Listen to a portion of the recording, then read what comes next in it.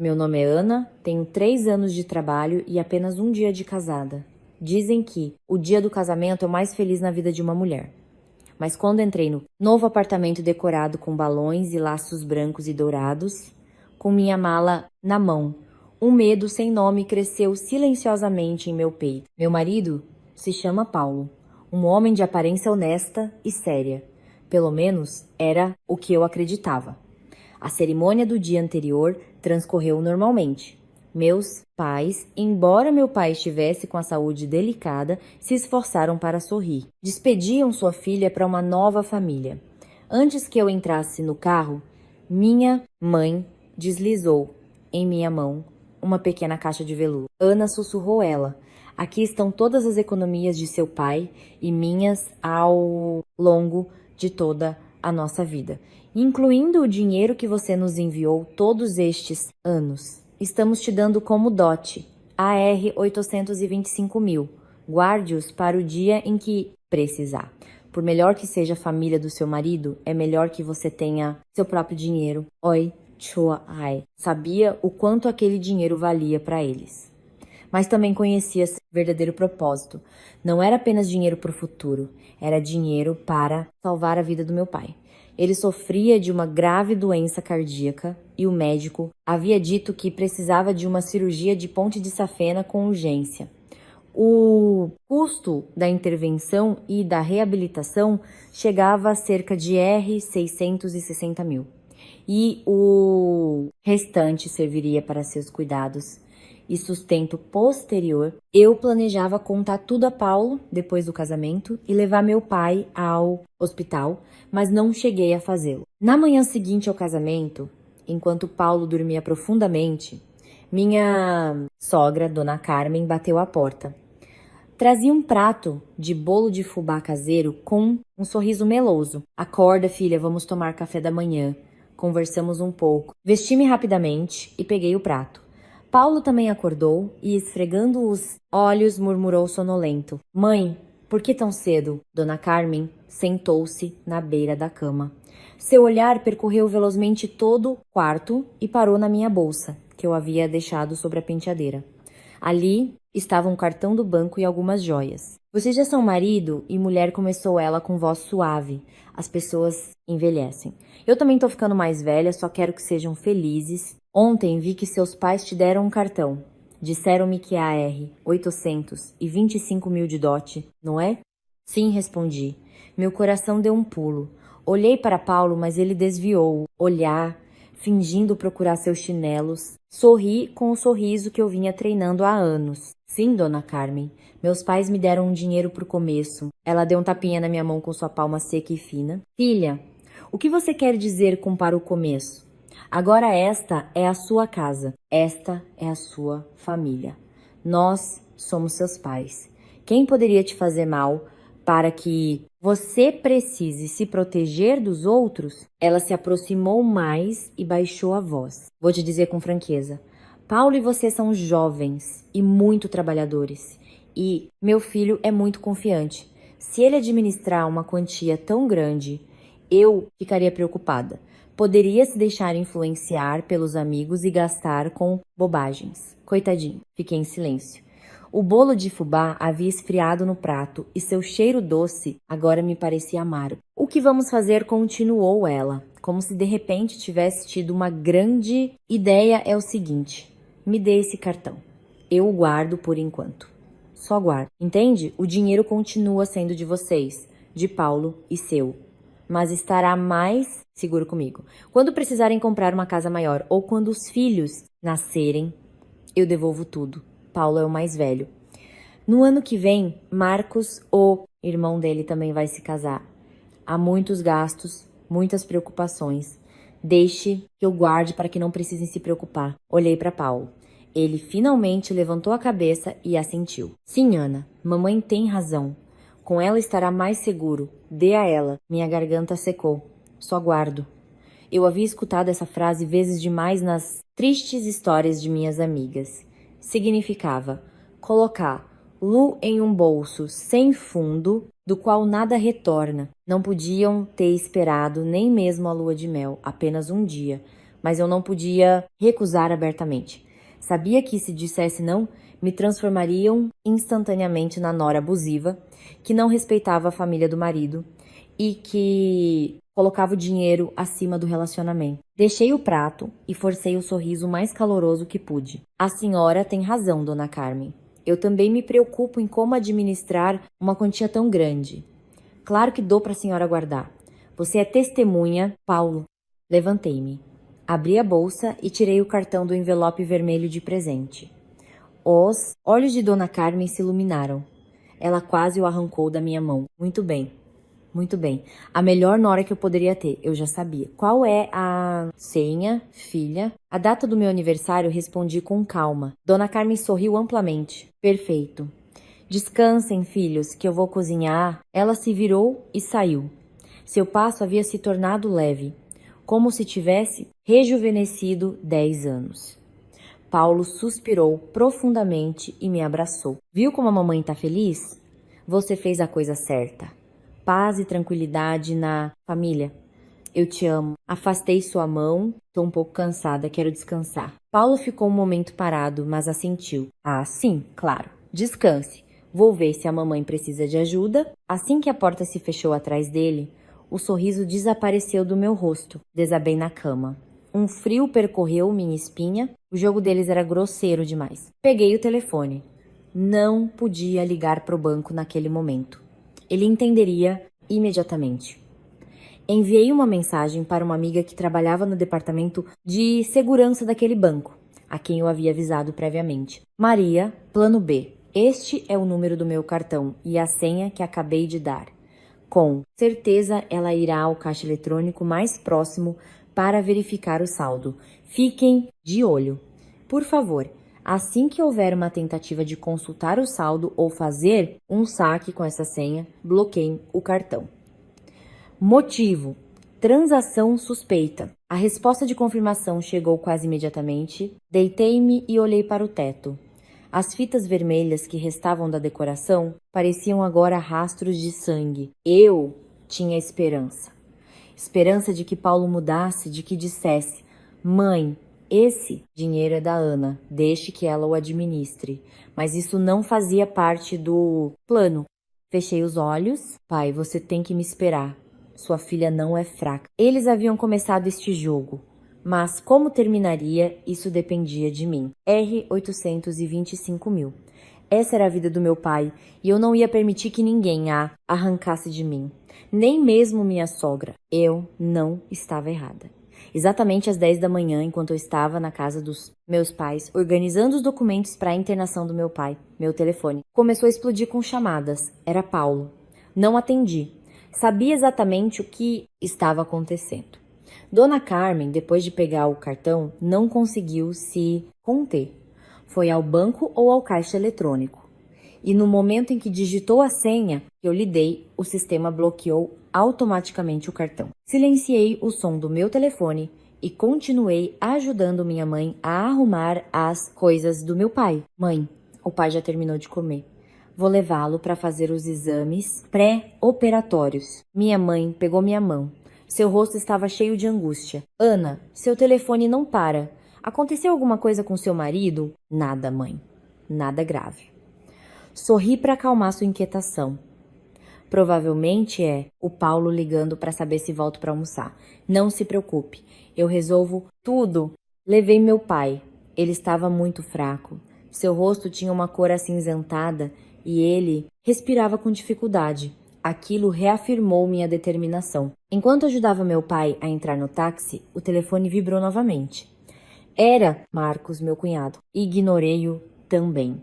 Depois de terminar todas as providências e os trâmites prévios para meu pai e deixá-lo instalado em seu quarto, liguei o telefone. Mais de 3 chamadas perdidas de Paulo, de Marcos e de um número desconhecido que supus ser de Dona Carmen, ligando de outro telefone. Junto com elas, uma série de mensagens de voz. A voz de Paulo estava carregada de pânico e raiva. Ana, onde você está? O que você fez? Por que o cartão está bloqueado? Você deu à mamãe um cartão que não funciona, Ana? Mamãe e Marcos estão fazendo o maior escândalo no banco. Chamaram o gerente da agência e acontece que ele é o chefe do meu chefe. Você entende o quão humilhado eu estou? Meu Deus, onde você está? Mamãe disse que se não conseguir sacar o dinheiro agora mesmo, vai se deitar no chão e não vai se levantar. Volte agora mesmo. Vocês estão arruinando toda nossa família. Respirei fundo. Que curioso. A primeira coisa que ele pensou foi em sua reputação. Não em por que sua mãe tentava roubar o dinheiro de Ana, mas em por que eu havia bloqueado o cartão e envergonhado sua mãe. Em silêncio, liguei de volta para Paulo. Ele atendeu antes do primeiro toque, como se estivesse esperando. Onde você está? Ele gritou. Afastei o telefone do meu ouvido. Estou no hospital com meu pai. O que aconteceu com seu pai? Me explique sobre o cartão. Por que você enganou a mamãe? Você deu a ela um cartão bloqueado? Eu não enganei ninguém, respondi com frieza. Dei a ela um cartão autêntico, mas liguei para o banco para informar que o havia perdido. E eles o bloquearam. Por segurança, do outro lado da linha houve um breve silêncio, como se Paulo não pudesse acreditar no que acabara de ouvir. O que você disse? Você o reportou como perdido, você enlouqueceu, você deu para a mamãe e depois o reportou como perdido. Que jogo você está jogando, Ana? Não estou jogando nenhum jogo. Esse dinheiro é meu. O que a mamãe queria fazer, esta manhã estava muito claro. Ela queria sacar tudo até o último centavo. Eu não consinto. Paulo hesitou. Mas é por isso mesmo que há um problema agora. Mamãe e Marcos estão gritando dentro do banco. Disseram que foram roubados. Pediram para ver as gravações das câmeras para saber quem bloqueou o cartão. Estão chamando o gerente. Venha aqui agora mesmo. Diga a eles que foi um engano. Diga. Não respondi com clareza. Paulo, escute-me bem. Esse dinheiro é meu. Tenho todo o direito de bloqueá-lo ou desbloqueá-lo. O banco segue normas rígidas para proteger seus clientes. Ana, como você pode dizer isso? Você é a nora desta família. Vem aqui. Sou nora, não um caixa eletrônico. E também sou filha. Meu pai está gravemente doente. Estou te dizendo para que saiba. Não tenho tempo para discutir. Diga a sua mãe para voltar para casa. Quando eu voltar, continuamos a conversa. Desliguei. Não queria ouvir mais uma palavra. Espiei pela porta do quarto. Minha mãe descascava uma maçã para meu pai. 2. Pessoas idosas que trabalharam a vida inteira sem se permitirem um único gasto extra. Tudo para mim. Tudo para os remédios. E as pessoas que ontem sorriam e me chamavam de filha agora, tentavam arrancar-lhes as economias de uma vida inteira para comprar um apartamento para seu filho mimado. Aquilo já não era um simples desentendimento, era uma humilhação. Sentei-me por um longo tempo no corredor do hospital. Sabia que a batalha apenas começara. O escândalo daquele dia no banco era apenas o prelúdio. A verdadeira tempestade se desencadearia em casa naquela noite, quando eu retornasse. E eu estava pronta. Ia lhes mostrar que Ana não era uma ovelha fácil de manipular a seu bel prazer. Voltei para casa tarde da noite. Antes comi na casa dos meus pais, embora a comida parecesse um nó na minha garganta. Menti dizendo que tinha coisas a fazer no apartamento do marido e que precisava ir. Minha mãe me colocou na mão uma sacola com frutas e me deu seus conselhos. Você é nova nessa família. Tenha paciência. Em um casamento, tudo tem seus altos e baixos e até os melhores pratos às vezes racham, apenas a sentir. Não ousei olhar lá nos olhos. Não podia ter paciência, mãe. Isso não é uma simples briga. Eles querem tirar a vida do papai. Abri a porta e entrei no apartamento. O ambiente estava pesado como chumbo. Dona Carmen estava sentada no sofá com cara de pedra.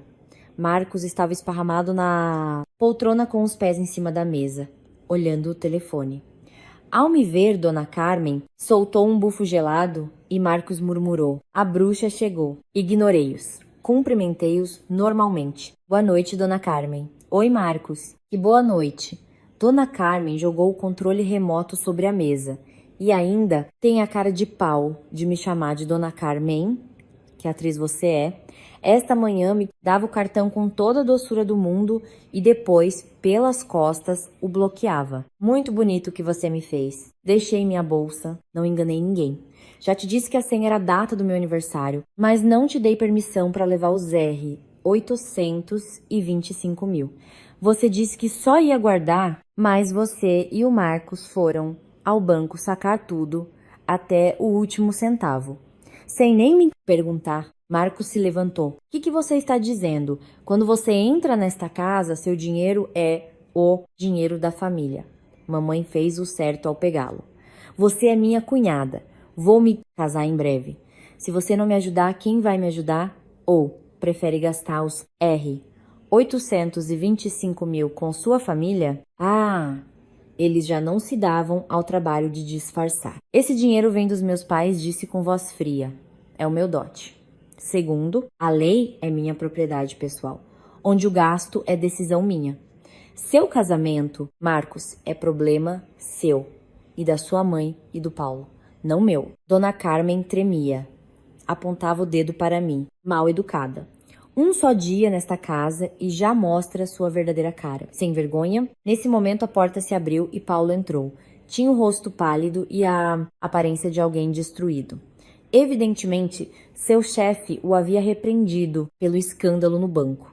Ele jogou a pasta e tirou a gravata. O que está acontecendo aqui? Dona Carmen começou a chorar imediatamente. Paulo, filho, olhe o que sua adorada esposa está dizendo. Diz que esta casa não é dela, que o dinheiro é só dela. Insultou a mim e a seu irmão. Que víbora nós trouxemos para casa? Mãe, pare de chorar, gritou Paulo. Depois se virou para mim. Em seus olhos não havia mais nenhuma ternura nem cansaço. Apenas uma irritação intensa. Ana, isso já é demais. Você não está aqui nem um dia. E assim que volto, encontro a mamãe chorando. Olhei diretamente em seus olhos. Pergunte a mim. Melhor ainda, pergunte à sua mãe e ao seu irmão o que fizeram no banco. Pergunte a eles quem tentou roubar meus R. 825 mil. Que roubo! Gritou Paulo mais alto do que eu esperava. Vou te dizer claramente, você se casou comigo. Você é minha mulher. Seu dinheiro é o dinheiro desta família. Não seja tão egoísta. Meus pais me criaram e agora tenho que cuidar do meu irmão. O que há de errado nisso? Meu coração despencou. Era isso. A máscara do marido bom e carinhoso havia caído completamente. Diante de mim estava o filho obediente de Dona Carmen. O irmão mais velho exemplar de Marcos, cuidado irmão. Com meus R, 825 mil de dote. Para quê? Repeti a pergunta, que já havia feito a mim mesma. Para o que estou te dizendo? Gritou Paulo, como se sua paciência tivesse acabado. Marcos está prestes a se casar. A noiva dele disse que só se casa se tiverem um apartamento próprio em um bairro nobre de São Paulo. Mamãe pensava em usar esse dinheiro para dar a entrada de um apartamento de 3 quartos para ele. E você estragou tudo. Eu ri. Um riso seco e amargo. Um apartamento para o Marcos, com meus R 825 mil. Paulo, como vocês sequer pensaram nisso? Esse dinheiro não caiu do céu. Vocês me perguntaram uma única vez. Pensaram em mim? Ou já haviam decidido que a boba da Ana daria tudo assim? Que vocês dissessem a palavra mágica, só vou guardar? Dona Carmen se encheu de coragem e levantou ainda mais a voz. O que você vai fazer? Você é nora desta casa. Você mesma é propriedade desta família. E mais ainda o seu dinheiro. Vou te dizer claramente, Ana, amanhã mesmo você vai ao banco, desbloqueia o cartão, me dá o dinheiro. Eu cuido do Marcos e o resto eu decido depois. Amanhã mesmo. E a outra opção, fora desta casa. Divórcio. Esta família não aceita uma nora ingrata que coloca o dinheiro acima do marido e da família. Vamos ver quem vai te querer com toda essa sua grana. Olhei para as 3 pessoas à minha frente. A sogra gananciosa e cruel. O cunhado preguiçoso e descarado. E o marido fraco que estava no meio, sem ousar dizer nada em minha defesa. Ele só tinha medo de que a família se desfizesse. Divórcio, tudo bem, disse eu. Mas lembrem-se, levantei o telefone, que tudo que vocês disseram desde que pediram os R$ 800 e 25 mil, até as ameaças de divórcio, eu gravei tudo. Os três ficaram paralisados. O rosto de Dona Carmen passou do vermelho para o branco mortal. Paulo soltou um gemido. Você gravou? Sim. Não queria fazer isso, mas vocês me obrigaram, disse com frieza. E, agora, por favor, saiam do meu quarto. Preciso ficar sozinha. E repito, desses R$ 825 mil, vocês não verão nenhum centavo. Dona Carmen abriu a boca para me amaldiçoar, mas Marcos a segurou pelo braço. Mãe, ela gravou de verdade. Paulo me olhou com incredulidade, medo e raiva ao mesmo tempo. Sabia que se aquela gravação viesse à tona, sua carreira estaria acabada. Não disse mais nada. Dirigi-me tranquilamente ao quarto e tranquei a porta. Dessa vez ninguém bateu a porta. Apenas se ouviam as vozes contidas de Dona Carmen e os murmúrios de Paulo da sala. Eles estavam com medo e eu me sentei no chão, com as costas apoiadas na cama. Minhas mãos tremiam, mas eu sabia o que tinha que fazer a seguir. O plano havia começado. Passei a noite inteira sem dormir, sentada com as costas apoiadas na cabeceira da cama, ouvindo os sons do lado de fora. Dona Carmen, Paulo e Marcos sussurravam até altas horas da madrugada. Às vezes, as vozes se elevavam, mas logo eram caladas por Paulo e Marcos. Eles não se atreviam mais a fazer barulho. Tinham medo da gravação no meu telefone. Eu não conseguia dormir pela preocupação com meu pai. O dia seguinte era perigoso. Tinha que transferir o dinheiro para um lugar seguro. Bloquear o cartão era apenas uma medida provisória. Assim que eu fosse ao banco e confirmasse minha identidade, eles o desbloqueariam. E Dona Carmen sabia muito bem disso. Dormi um pouco antes do amanhecer. Quando tudo ficou em silêncio do outro lado da porta, acordei com o nascer do sol, acabou o cansaço e a autocompaixão. Eu havia chorado tudo o que tinha para chorar na noite anterior. Agora eu tinha que agir. Entrei no banheiro e me olhei no espelho. Os olhos inchados, o rosto cansado. Ana, você não tem o direito de se render. Disse a mim mesma. Abri a torneira do chuveiro quente. Depois abri o armário. A maioria das roupas era de trabalho. Mas para o casamento eu havia trazido algumas das minhas melhores peças. Escolhi um vestido de seda cor creme, elegante e simples. Fiz uma maquiagem leve para disfarçar as olheiras e passei o batom vermelho mais brilhante que tinha. Queria parecer forte e segura de mim. Não sou uma vítima. Quando estava pronta, coloquei na bolsa os documentos, o telefone e um segundo, cartão bancário que havia aberto recentemente em nome da minha mãe, Lúcia. Respirei fundo e abri a porta do quarto. Um silêncio sufocante preenchia a sala. Os três já haviam se levantado. Dona Carmen estava sentada no sofá com olheiras profundas. Marcos estava jogado na poltrona com cara de Marte. Ao me ver, Paulo se levantou rapidamente. Ana, você já acordou. Vai sair? Sua voz estava cheia de hesitação e dúvida. Ele não se atrevia mais a gritar comigo. Olhei-o com calma. Ao banco. Essas duas palavras foram como uma bomba. Dona Carmen levantou-se de um salto. Você vai buscar o dinheiro para me dar? Sim, sorri com um sorriso que eles nunca antes tinham visto. Podem pensar o que quiserem. Marcos também se endireitou na poltrona. É sério? Você vai me dar os R$ 600 mil? E quanto à gravação? Se tudo correr bem, pode ser que sem querer eu apague essa gravação. Às vezes, essas coisas acontecem, disse eu. Os olhos de Dona Carmen se iluminaram. Ela mudou o tom instantaneamente. Isso mesmo, isso mesmo. Eu sabia que minha nora era mais sensata. Ana, perdoe-me por ter me exaltado ontem à noite. Paulo, Marcos, o que estão esperando? Levem sua cunhada ao banco. Rápido. Paulo respirou fundo. Certo. Eu te levo, Ana. Você fez a coisa certa. Voltaremos a viver em paz. Neguei com a cabeça. Não precisa me acompanhar. Vou sozinha. Não quero incomodá-los. Incomodar? Dona Carmen se apressou em dizer. Paulo te acompanha para maior segurança. É muito dinheiro para ir sozinha. Ela tinha medo de que eu me arrependesse no caminho. De que eu fugisse. Olhei para Paulo e assenti. Tudo bem, você me leva. Mas aviso, mamãe e Marcos ficam em casa. Só falo com você. Dona Carmen assentiu imediatamente. Sim, ficamos aqui.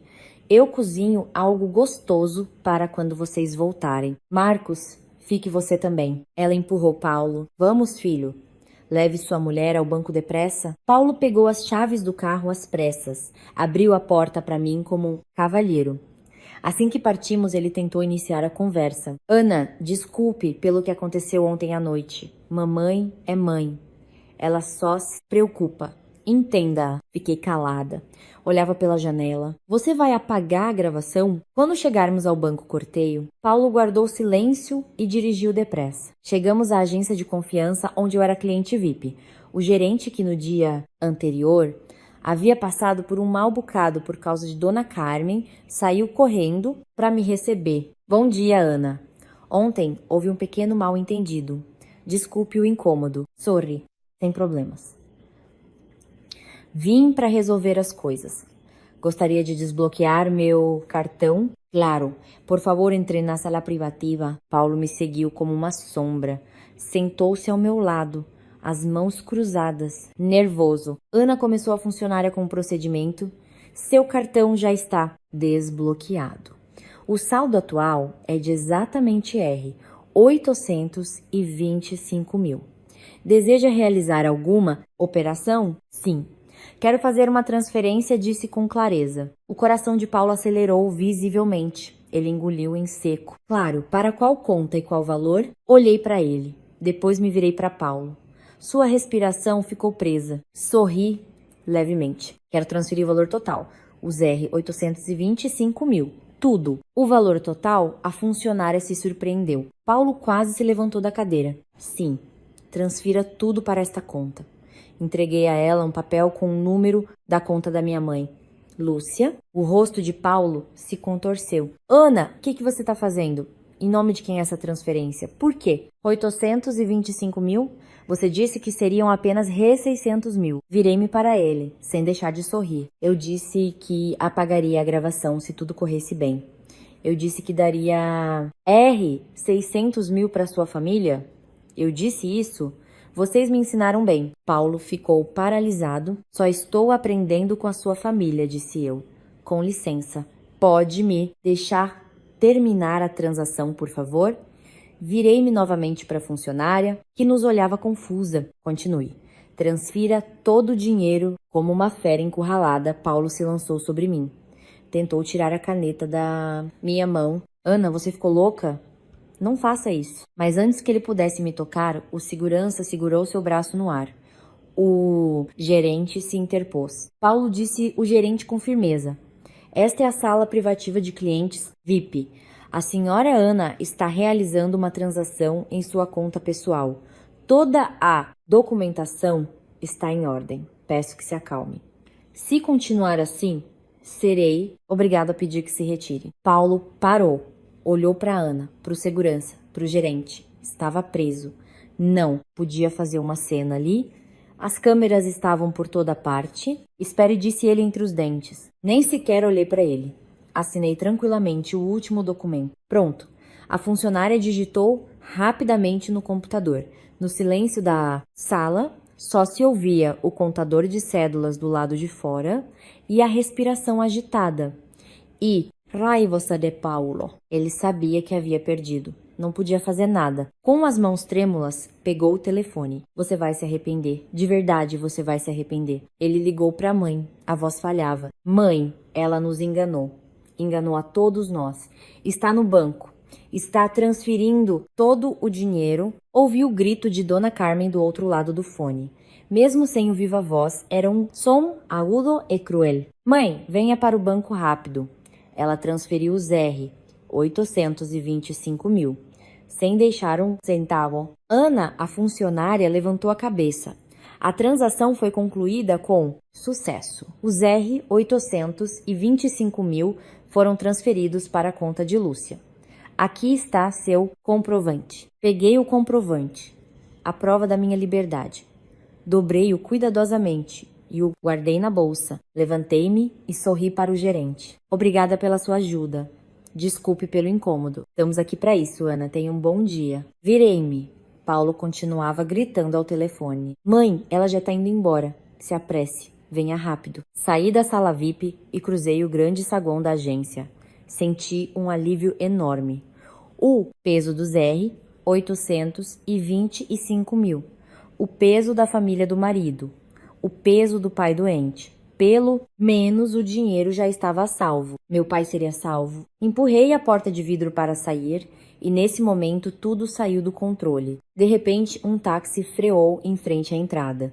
A porta se abriu e Dona Carmen saiu disparada. Despenteada, o rosto vermelho. Atrás dela, Marcos. Evidentemente, assim que Paulo ligou, pegaram um táxi às pressas, sem nem mesmo pagar ao motorista. Ela correu em minha direção com os olhos em chamas. Pare, você!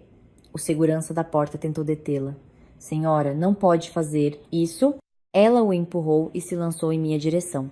Parou a alguns passos. Paulo saiu correndo de dentro. Mãe? Dona Carmen ofegava pesadamente, apontava o dedo para mim, mas a mão tremia tanto que ela não conseguia falar. Você, onde está o dinheiro? Endireitei-me e a olhei diretamente nos olhos. A mulher que havia tentado tirar a vida do meu pai. Minha voz soou calma, clara e forte em todo o saguão do banco, onde pessoas curiosas começavam a se aglomerar. Dona Carmen, eu transferi o dinheiro. Todo ele. Que você disse? Eu disse repetir que transferi os R 825 mil para a conta da minha mãe, Lúcia. Esse dinheiro é para a cirurgia do meu pai. Vocês foram pegos. 1 segundo. 2 segundos. O ar pareceu engrossar. Os olhos de Dona Carmen ficaram vermelhos.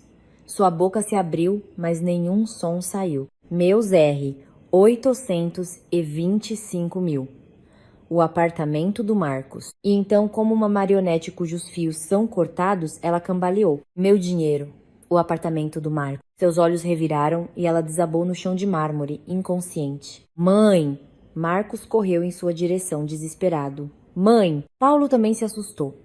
Em todo o saguão do banco, as pessoas começaram a gritar. Uma pessoa inconsciente. Chamem uma ambulância. Pode ser um AVC. Marcos me olhou com os olhos cheios de ódio. Você a matou. Você a matou. Paulo também me olhou. Não havia mais raiva em seu olhar. Apenas vazio e um medo enorme. Não disse mais nada. Virei-me.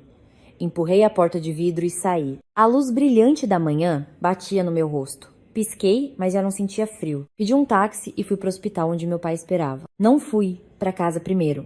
Fui diretamente ao hospital. Paguei todos os trâmites. Assinei todos os documentos necessários para a cirurgia do meu pai. Quando minha mãe viu o comprovante de pagamento dos R, 660 mil da cirurgia, começou a chorar. Ana, filha, e a família do seu marido? Peguei sua mão. Mãe, não se preocupe com nada. Já resolvi tudo. A única coisa que importa agora é que a cirurgia do papai corra bem. Não há mais nada. Fiquei no hospital até tarde da noite, enquanto levavam meu pai para a sala de pré-operatório. Eu o encorajei. Disse-lhe para não se preocupar, que eu havia cuidado de tudo. Ao ver seus olhos tranquilos e serenos, soube que tudo o que eu havia feito estava certo. Quando voltei ao apartamento naquela noite, a casa estava fria e escura. Os sapatos de Paulo na entrada. Ele estava em casa, acendi a luz da sala. Paulo estava sentado no escuro no sofá. Não se virou para me olhar. Diante dele, na mesa, havia uma garrafa de conhaque pela metade. O cheiro de álcool preenchia o ambiente. Eu também não disse nada. Fui diretamente para o meu escritório. Sabia qual era o final daquele dia. Abre o notebook. O arquivo para o pedido de divórcio já estava preparado há muito tempo. Comecei a escrever. Fazia as alterações necessárias. O que havíamos adquirido em conjunto era pouco. Eu havia comprado o apartamento antes do casamento. Paulo havia contribuído com cerca de R$ 165 mil para a mobília. Eu os devolveria. O carro que compramos depois do casamento estava no meu nome, mas ele também o usava. Eu não precisava dele, deixaria para ele. Queria sair dali o mais rápido possível. Motivos do divórcio. Impossibilidade de convivência por incompatibilidade de caráter. Conspiração do cônjuge com sua família para a apropriação indébita de bens pessoais matrimoniais da esposa, especificamente os R. 800 e 25 mil, destinados à cirurgia cardíaca crítica de seu pai. Escrevi cada palavra com clareza e precisão. Estava prestes a clicar em imprimir quando Paulo entrou no escritório cambaleando. Tinha o rosto vermelho, os olhos avermelhados pelo álcool e pela raiva. Você voltou. Ele sorriu de uma maneira que dava medo. Virei-me para ele da minha cadeira. Já disse tudo o que tinha para dizer. Se sim, me deixe terminar. Terminar o quê? Ele se lançou em direção ao notebook e ficou olhando para a tela. Leu o título. Pedido de divórcio. Seu rosto se contorceu. Você se atreve a pedir o divórcio? Por que não? Respondi com calma. Você. Ele tremeu. E então, como se lembrando de algo, riu de forma sinistra. Muito bem. Quer o divórcio? Sim. Pegue. Ele saiu correndo para a sala. Começou a revirar sua pasta. Pegou um monte de papéis e os jogou no meu rosto. As folhas se espalharam pelo chão. Quer o divórcio? Assine.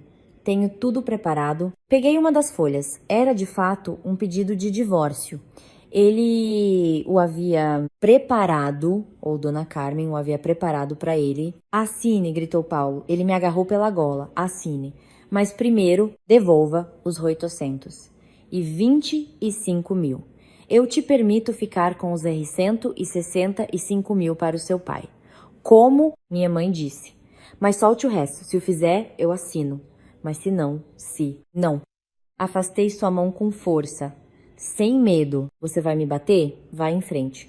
Para que eu possa adicionar ao pedido de divórcio um caso de violência doméstica. Paulo ficou paralisado.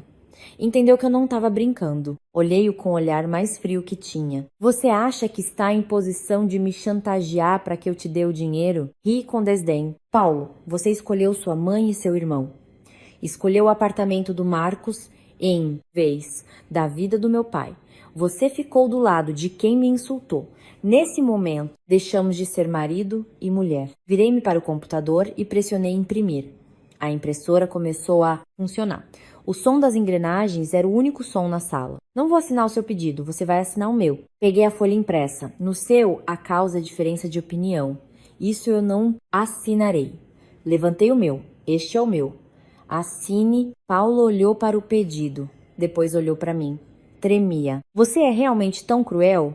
Estamos casados há 3 dias. Em 3 dias, vocês já me pediram a vida do meu pai. De quantas horas mais precisavam? Deixei o pedido e a caneta sobre a mesa. Você pode não assinar. Então nos vemos no tribunal e as 2 gravações de áudio, junto com o testemunho do meu advogado, serão a prova. Você não só perderá o emprego, Paulo. Você e sua mãe poderiam ir para a cadeia por fraude, conspiração para se apropriar de bens alheios. Os olhos de Paulo ficaram vermelhos. Lágrima. Você tem advogado? Você preparou tudo? Eu preparei tudo com meu advogado. Assine esse pedido de divórcio consensual. E eu não apresento nenhuma queixa. É a última consideração que tenho por você. Paulo olhou para o pedido. Suas lágrimas secaram. Restou apenas derrota e vazio. Ele sabia que havia perdido. Completamente. Levantou-se cambaleando. Com a mão trêmula pegou a caneta. Não tinha mais nada a dizer. Puxei a mala em direção à porta. O som das rodinhas no piso de madeira era o único som no quarto, pausado e definitivo. As mãos de Paulo tremiam. Ele olhou para mim e depois para o pedido de divórcio, onde eu havia escrito claramente o motivo: apropriação indébita de bens pessoais pré-matrimoniais. Ele sabia que com este pedido e as 2 gravações de áudio, não apenas ele, mas também sua mãe correriam o risco de serem condenados por um crime. Finalmente ele fechou os olhos e com a mão trêmula assinou no espaço do cônjuge. Eu assinei, disse Paulo com a voz rouca. Não apresentarei a queixa criminal, disse eu. Mas guardarei as 2 gravações de áudio para garantir que você e sua família não façam mais nenhuma. Besteira. Este apartamento é meu. Você tem 3 dias para recolher suas coisas. Os R$ 165 mil da mobília eu depositarei na sua conta. Considere isso uma compensação pelo breve tempo em que foi meu marido. Sem esperar sua resposta, puxei a mala. Abri a porta e saí. Fechei-a. Deixei Paulo e todas as más lembranças daqueles 3 dias para trás. Naquela noite não fui para casa dos meus pais. Não queria que se preocupassem antes da cirurgia. Peguei um quarto no hotel perto do hospital, tomei um banho, troquei de roupa e tentei dormir, mas não consegui. Assim que fechava os olhos, ouvi a voz cruel de Dona Carmen. Na manhã seguinte, às 6, as luzes sobre o centro cirúrgico brilhavam. Já haviam levado meu pai. A cirurgia deveria durar entre 5 e 6 horas.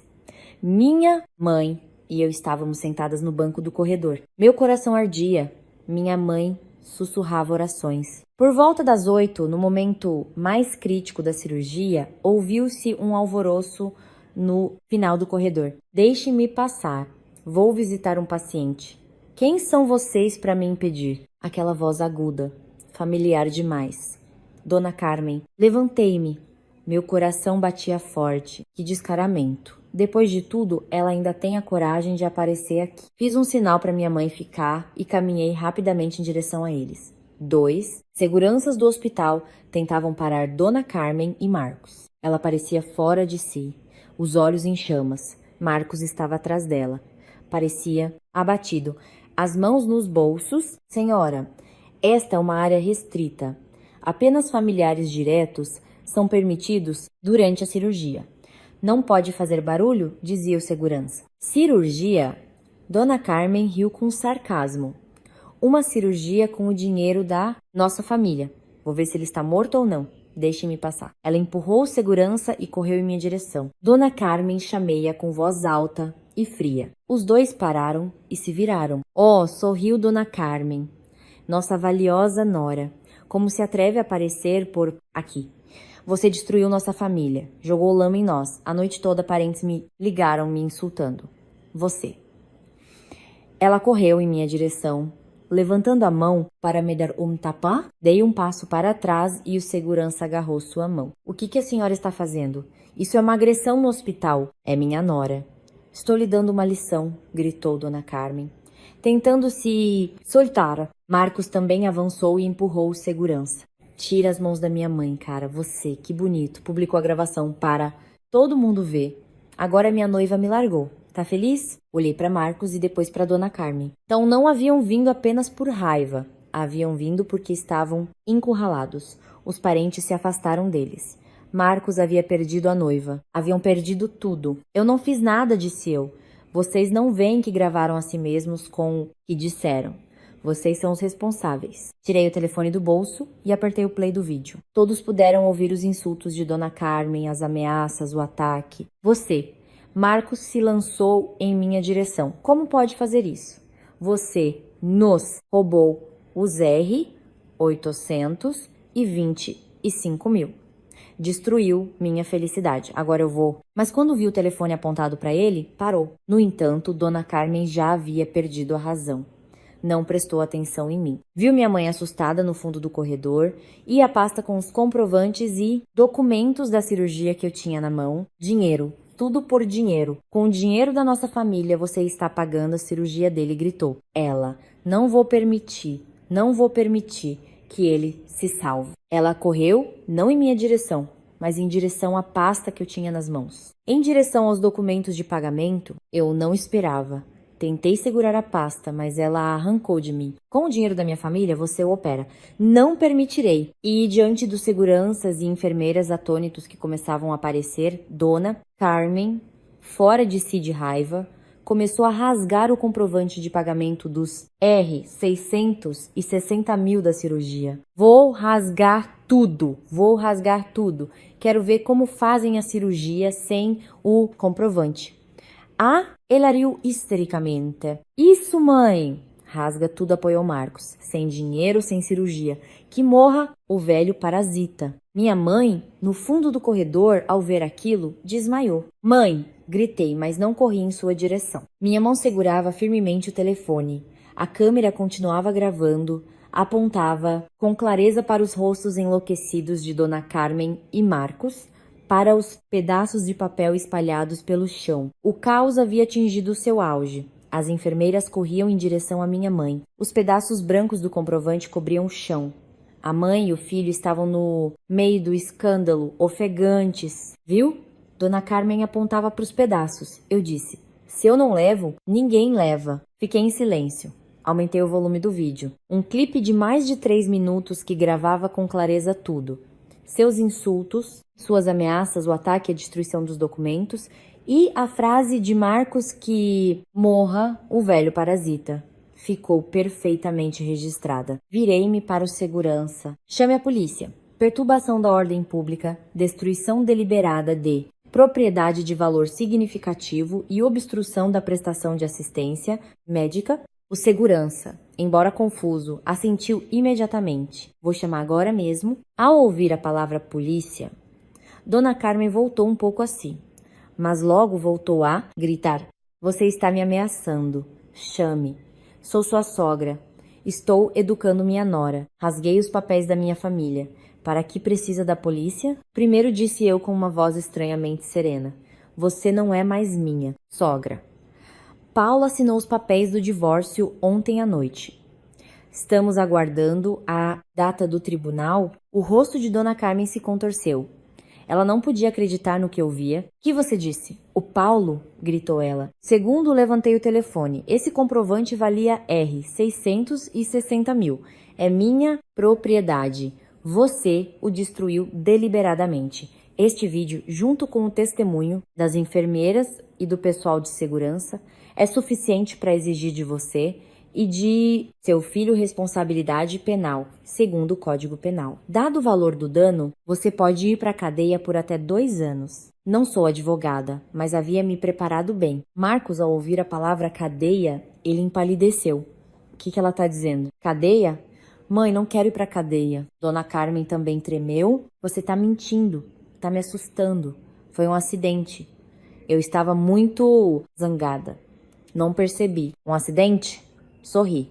Deixa a polícia ver o vídeo e decidir se foi um acidente ou intencional. Nesse momento, ao longe, ouviu-se uma sirene. O hospital ficava perto de uma delegacia. Chegaram rápido, entraram 2 policiais junto com o médico de plantão. Quem chamou? O que aconteceu? Dei um passo à frente. Bom dia, fui eu quem chamei. Meu nome é Ana, familiar de um paciente que está sendo operado agora mesmo. Estas 2 pessoas, apontei para Dona Carmen e Marcos, entraram na área restrita, insultaram a equipe e quando tentei acalmá-los, me agrediram. Apossaram-se do comprovante de pagamento da cirurgia no valor de R$ 660 mil e o destruíram. Aqui, entreguei o telefone ao policial. Este é o vídeo completo do ocorrido. O policial abriu o vídeo. Arqueou as sobrancelhas ao ouvir os insultos e ver Dona Carmen rasgando os documentos. Vocês 2 apontou para eles. Venham para a delegacia. Seus documentos. Dona Carmen teve um momento de verdadeiro medo. É apenas uma briga de família. Senhores policiais, perdoem-me. Sou idosa. Já não penso com clareza. Foi sem querer. Senhora, o policial me olhou. Seja um assunto de família ou não. O escândalo no hospital e a destruição de bens não são tolerados. Não somos mais família, confirmei. Meu marido assinou os papéis do divórcio ontem à noite. Ela veio para armar o escândalo. Vamos, disse o policial. Ao ouvir 2 anos de cadeia, Marcos sentou-se no chão. Não quero ir para a cadeia. Mãe, me tira dessa. Aninha, Dona Carmen me agarrou pelo braço, chorando. Filha, eu te suplico. Eu errei. Perdoe-me. E ao Marcos também. Se ficar registrado, vai arruinar a vida dele. Ela estava se aproximando para se ajoelhar, mas eu me afastei. Olhava para a mulher que em menos de 5 minutos havia sido um autêntico demônio. Em meu coração não havia uma gota de compaixão. Levem-nos, ordenei ao policial. Apesar de seus gritos e súplicas, a polícia os levou. O corredor ficou em silêncio novamente. Agachei-me e peguei um pedaço do comprovante. Sem importância, disse a mim mesma. O comprovante pode ser substituído. Que a justiça prevaleça. Sabia que tinha que ir à delegacia, mas primeiro precisava esperar meu pai sair da cirurgia. Passei cerca de 3 horas negociando com a administração do hospital para que emitissem uma cópia do comprovante quando Paulo ligou. Evidentemente, a polícia havia entrado em contato com ele. Ana, onde você está? No hospital, responde brevemente. A polícia me ligou. É verdade que prenderam a mamãe e o Marcos? Você prestou queixa contra eles? Prestei queixa por destruição de propriedade e perturbação no hospital. Agora, estou ocupada. Tenho que desligar. Não desligue, ele gritou. Eu te suplico, Ana. Vou para a delegacia. Venha. Também. Retire a queixa. Ana, farei o que você me disser. Se eles forem a julgamento, o Marcos será condenado. Isso vai destruir a vida dele. Fiquei em silêncio. Retirar a queixa. Depois de tudo o que fizeram. Depois de terem desejado a morte do meu pai. O que você me oferece? Disse eu. O que ofereço? Ele repetiu. O que você me der. Concordo com tudo, apressou-se Paulo em responder. Vá para a delegacia do bairro Jardins. Eu já estou lá, desliguei. Disse aos representantes do hospital que iria à delegacia. De nossa parte, pedimos que forneçam testemunhos da equipe e as gravações de segurança. Eu não cederia. Peguei um táxi. Paulo já estava esperando do lado de fora da delegacia. Tinha uma aparência ainda pior do que na noite anterior. As bochechas fundas, a roupa amassada. Ao me ver, correu em minha direção e quase se ajoelhou. Levante-se, disse eu. Isto é uma delegacia, não um palco para sua atuação. Paulo parou, as lágrimas nos olhos. Ana, eu te suplico, salve minha mãe e meu irmão. Você pode retirar a queixa por destruição deliberada de propriedade? Na verdade, o comprovante pode ser substituído. Não quero um caso penal complicado, disse diretamente. A última opção seria a última. O rosto de Paulo se iluminou. É sério? É sério, Ana? É sério. Mas tem uma condição. Que condição? Concordo com tudo. Olhei diretamente em seus olhos. Há 3 anos, seus pais precisavam de dinheiro para reformar a casa. Faltava dinheiro. Meus pais lhes emprestaram 60 mil. Está correto? Paulo paralisou. Soltou um gemido. Como? Como você sabe? Como eu sei? Sorri. Fui eu mesma quem tirou esse dinheiro do banco para minha mãe dar a eles. Ou tirei da minha bolsa para minha mãe dar a eles. Tirei da bolsa o papel amarelo dobrado que estava guardado há muito tempo. Uma nota promissória assinada pelo falecido pai de Paulo e por Dona Carmen. Uma dívida de 60 mil com a promessa de devolução em 2 anos. O prazo venceu no ano passado. Meus pais, vendo que íamos nos casar, não quiseram cobrar. Desdobrei a nota promissória diante do rosto de Paulo. Minha condição é simples. Se você quer que eu retire a queixa, se quer pedir ao hospital que não exija uma sanção rigorosa. Devolvam os 60 mil mais os juros de 1 ano de atraso, segundo a taxa bancária. Isso dá aproximadamente 65 mil. Agora mesmo, em dinheiro ou transferência. Paulo ficou olhando para a nota promissória. Seu rosto ficou branco como papel. Ele entendia que este era o verdadeiro fim. O apartamento de Marcos se distanciava e agora, ainda por cima, tinham que arranjar dinheiro para devolver a dívida. Ana, não tem como. Onde vou encontrar isso agora? Dê-me um tempo. Não te dou tempo, corteio. Já está com 1 ano de atraso. Meus pais precisam do dinheiro para reabilitação. Dou-lhe exatamente 1 semana. Se em 1 semana os 65 mil não estiverem na conta da minha mãe, apresento uma ação civil de cobrança de dívida.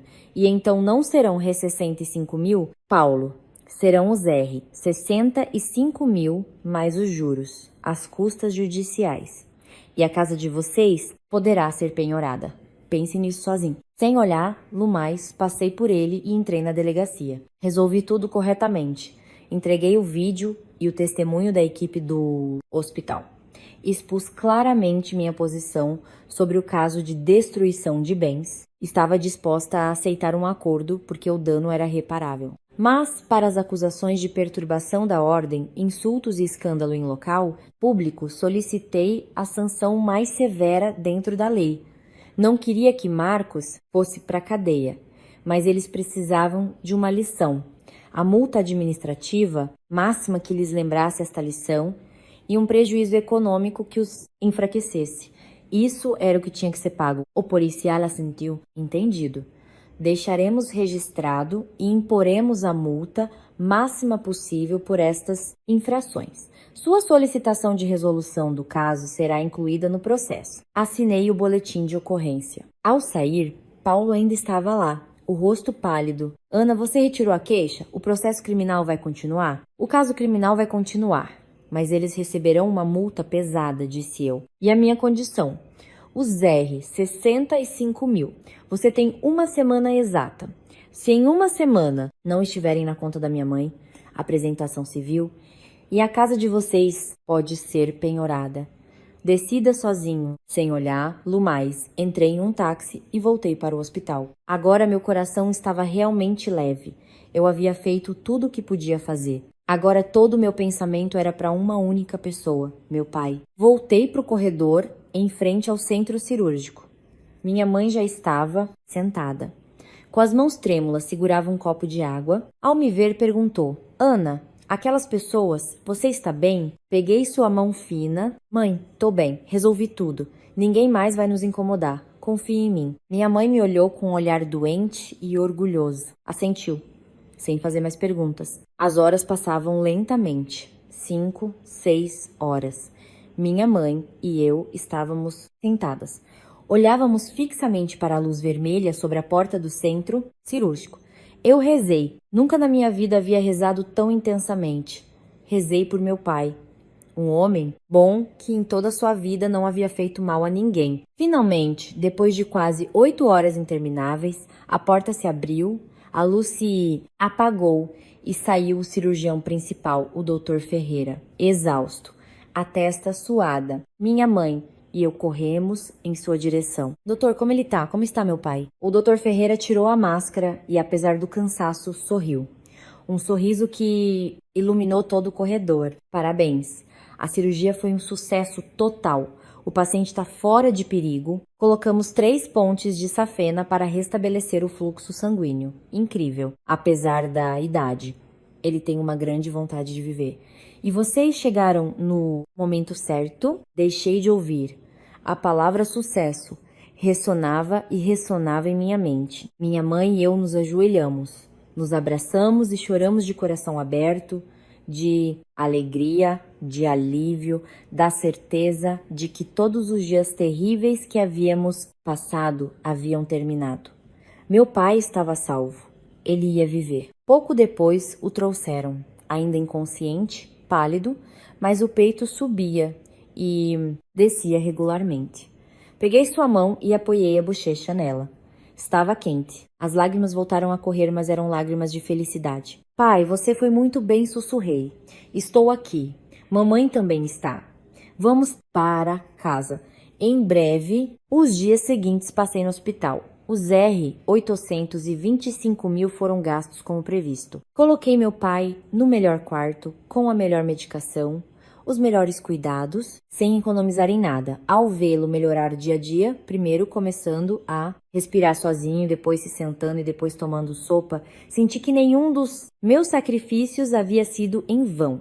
Os laços da nossa família, postos à prova, nesta aprovação, se tornaram ainda mais fortes. Minha mãe me olhava com amor. Aninha, filha, como você cresceu.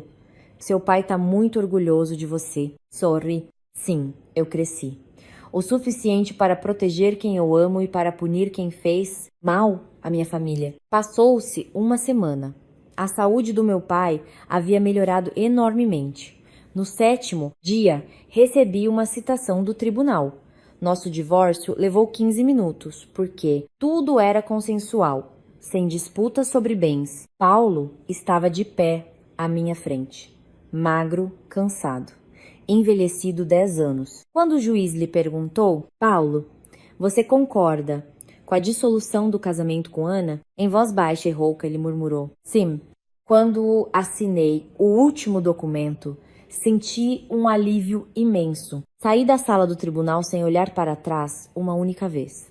Ouviu-me chamar, Anã, mas não parei. Devolvi-lhe os R, 165 mil. Estávamos quites. Quando voltei para casa, vi uma cena tranquila. Meu pai lendo o jornal. Minha mãe arrumando flores. Tomei uma decisão, pai. Mãe, disse eu, vamos nos mudar. Pra onde, filha? Pra um lugar com mar e ar fresco. Sorry, vou vender esse apartamento. Está cheio de más lembranças. Para que o papai se recupere totalmente, ele precisa de descanso e bom clima. E se fôssemos morar em algum lugar perto do mar, meu pai olhou para minha mãe e assentiu. Eu te sigo, filha. Onde você for, nós vamos. O apartamento foi vendido rapidamente em boas condições. Uma semana depois, nós três, com algumas malas, deixamos a cidade barulhenta. Escolhemos uma cidade bonita e tranquila no litoral do Rio de Janeiro. Alugamos um encantador apartamento com um terraço com vista para a praia. Toda manhã eu acordava com o som das ondas e respirava o ar salgado. Sentia que havia renascido. A saúde do meu pai melhorava a cada dia. Começou a passear na praia. Minha mãe se inscreveu em um grupo de ginástica para idosos. Eles voltaram a ser felizes, cheios de vida. Ao olhá-los, senti uma felicidade completa. Esta é a vida verdadeira. Esta é a família verdadeira. Com minha firmeza, eu havia criado uma vida para meu pai e uma felicidade para todos nós. A batalha havia terminado e eu havia vencido. Um mês depois, o primo mais velho de Paulo me ligou para pedir desculpas a mim e aos meus pais. Foi ele quem me contou o que havia acontecido com eles. Para pagar a dívida de R, 65 mil aos meus pais, a enorme multa administrativa e outras pequenas dívidas pendentes, não lhes restou outra opção. Dona Carmen teve que vender sua casa. O mesmo sobrado de 3 andares em um bom bairro de São Paulo, do qual tanto se orgulhava. Mas como precisavam do dinheiro urgentemente, em uma semana foram obrigados a vender, muito abaixo do preço. Uma casa que valia mais de 4 milhões de reais foi vendida por 3 milhões. Depois de pagar todas as dívidas, quase não lhe sobrou nada. Dona Carmen teve que se mudar com Marcos para um prédio antigo na periferia. De proprietária de uma grande casa, passou a ser uma idosa queixosa. Seus novos vizinhos a evitavam e seus antigos parentes a haviam abandonado. Marcos se deu ainda pior. O vídeo do escândalo no hospital se espalhou pelas redes sociais locais. Sua noiva o abandonou definitivamente. Da empresa onde havia começado a trabalhar como estagiário, também foi demitido. Sem noiva, sem trabalho e sem o sonho do apartamento. Tornou-se um desempregado que vagava sem fazer nada, pedindo dinheiro à mãe e arrumando confusão. Sua vida no pequeno apartamento se tornou um inferno cotidiano e Paulo, meu bom marido, passou pior que ninguém, embora de outra maneira. Os rumores sobre o escândalo no banco e no hospital chegaram à sua empresa. A raiva dos parentes, tudo isso chegou à sua diretoria. Não o demitiram, mas do cargo de chefe de departamento que lhe haviam prometido, foi transferido para o arquivo para organizar papéis. Uma humilhação. Seus colegas o evitaram, a diretoria o ignorou. Ele nem aguentou a vergonha. Pediu demissão, perdeu tudo. A esposa, a família, a carreira. Alugou um pequeno quarto e viveu sozinho, atormentado pelo arrependimento. De vez em quando me escrevia: Ana, eu errei. Ana, como está seu pai? Ana, me dê uma chance. Nunca lhe respondi. Todos eles pagaram o preço de sua ganância e sua crueldade. Não fui eu quem os castigou. Eles se destruíram sozinhos. O sol do Rio de Janeiro aquecia meu rosto toda manhã. As ondas quebravam suavemente na areia. Meu pai passeava devagar pela praia, de braço dado com minha mãe. Esta é a vida que merecíamos. E finalmente era nossa.